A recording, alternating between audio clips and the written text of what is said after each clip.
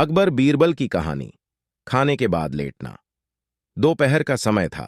राजा अकबर अपने दरबार में बैठे कुछ सोच रहे थे। अचानक उन्हें बीरबल की कही हुई एक बात याद आई। उन्हें याद आया कि एक बार बीरबल ने उन्हें एक कहावत सुनाई थी, जो कुछ इस तरह से थी: खाने के बाद लेटना और मारने के बाद भागना एक सयाने मनुष्य की निशानी होती है। राजा सोचने लगे, अभी दोपहर का समय है, यकीनन बीरबल खाने के बाद सोने की तैयारी में होगा। चलो आज उसकी बात को गलत साबित किया जाए।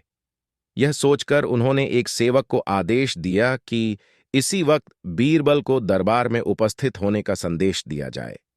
बीरबल अभी खाना खाकर बैठे ही थे कि सेवक राजा का आदेश लेकर बीरबल के पास पहुंचा।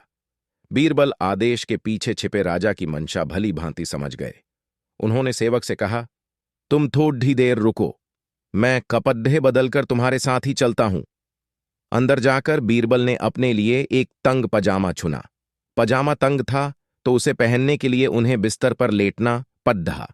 पजामे को पहनने का बहाना कर वे थोड़ी देर बिस्तर पर ही लेटे रहे और फिर सेवक के साथ दरबार की ओर चल दिए। दरबार में राजा बीरबल की ही राह देख रहे थे। उनके वहां पहुंचते ही राजा ने पूछा, क्यों बीरबल, आज खाने के बाद लेटे थे या नहीं?